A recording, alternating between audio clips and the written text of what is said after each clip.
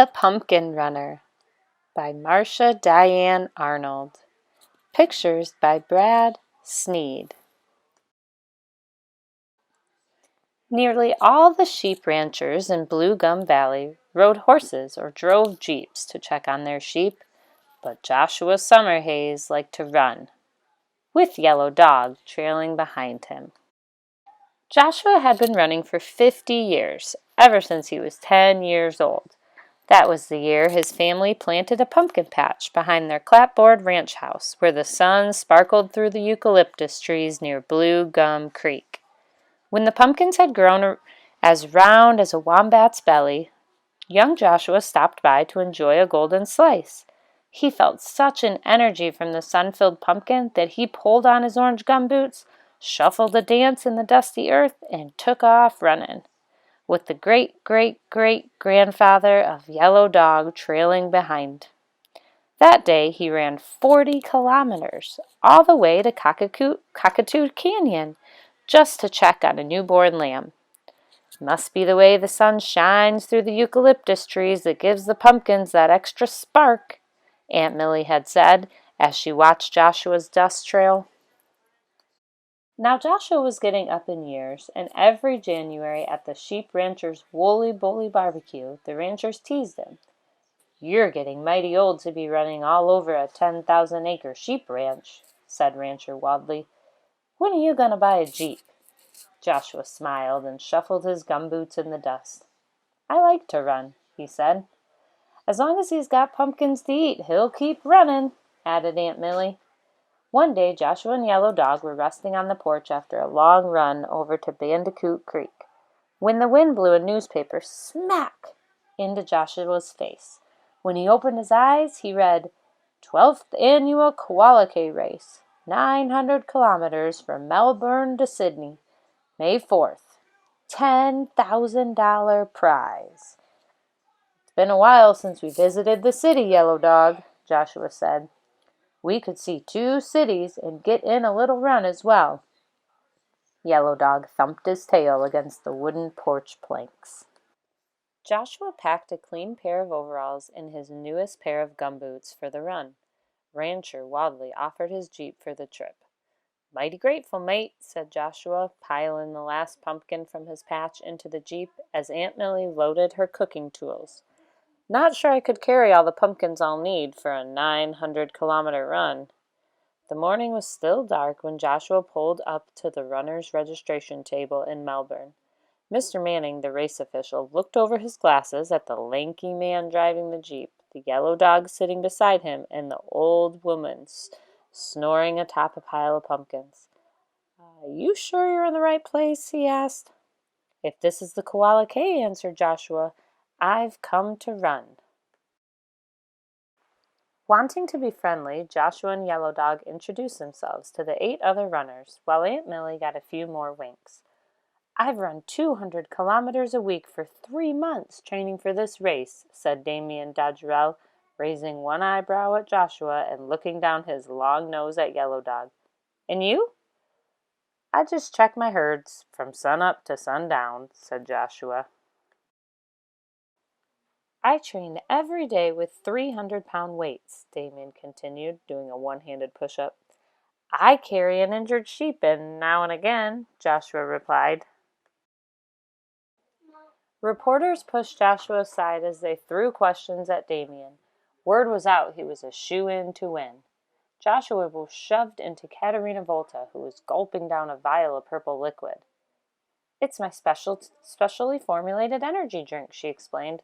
"Katerina's secret power punch." At that moment, Mr. Manning stopped by. "We're setting up the food and water stops along the course. What can we take for you, Mr. Summerhayes?" "That Jeep full of pumpkins should do," Joshua answered.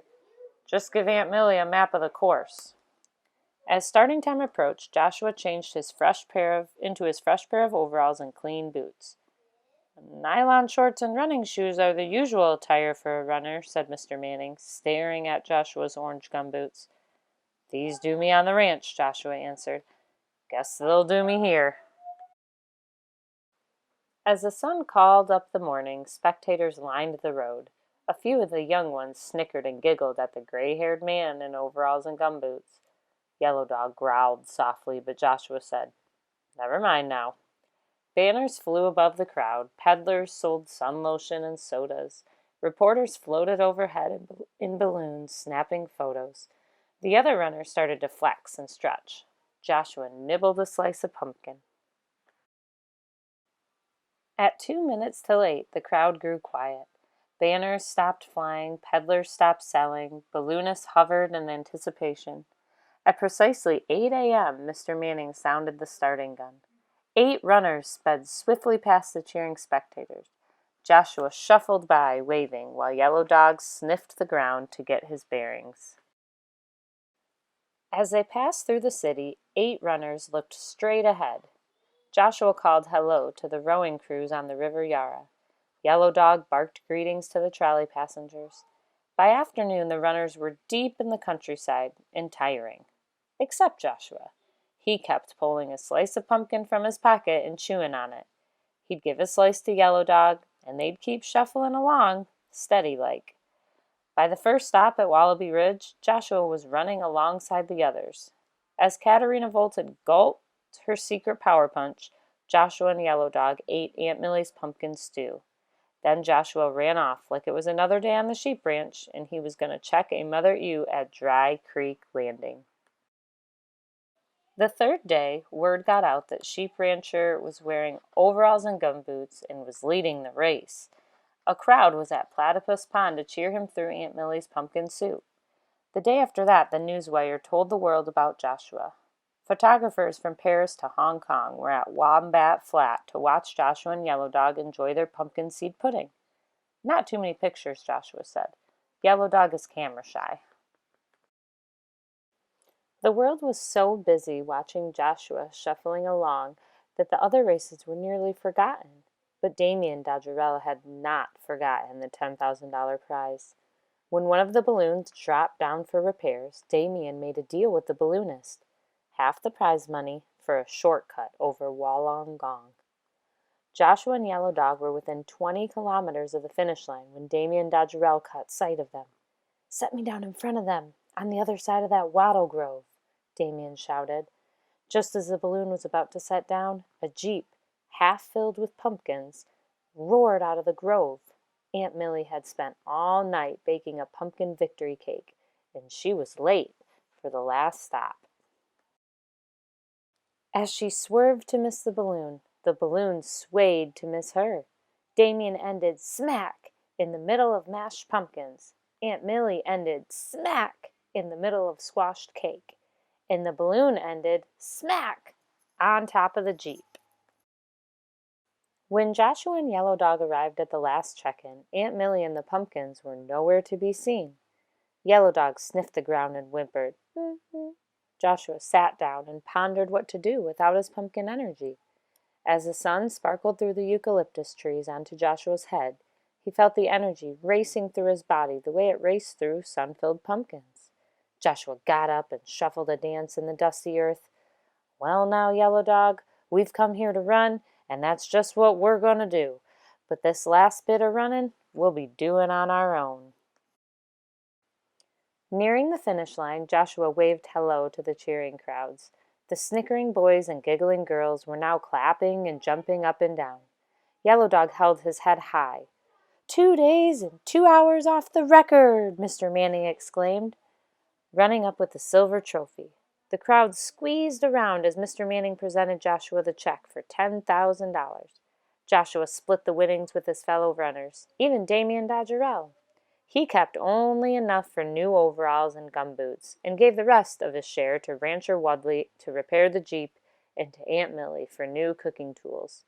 "Yellow Dog and I just came for the run," he said.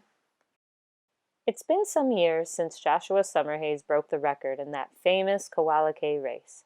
These days, all the other sheep ranchers in Blue Gum Valley steer four-wheel drives and fly airplanes to check on their sheep. But Joshua Summerhayes still likes to run, with Yellow Dog trailing behind him. Author's note: The Pumpkin Runner was inspired by Cliff Young, a 61-year-old farmer from Victoria, Australia, who shuffled from obscurity to national prominence in 1983 when he defeated younger opponents in an 875-kilometer or 442-mile run between Sydney and Melbourne, cutting nearly 2 days off the record. He won $10,000 for winning the race, which he split with the other runners. The end. Now let's look at some questions just to relate it back to our life. What is one type of physical activity that you just love to do, just like Joshua loves to run? Number 2. Now Joshua loves pumpkin and he knows that it gives him great energy. What is a fruit or vegetable that you love that you feel gives you a lot of energy, that you could do crazy things like run that many miles? That concludes the reading of The Pumpkin Runner by Marsha Diane Arnold and pictures by Brad Sneed. Thanks for listening.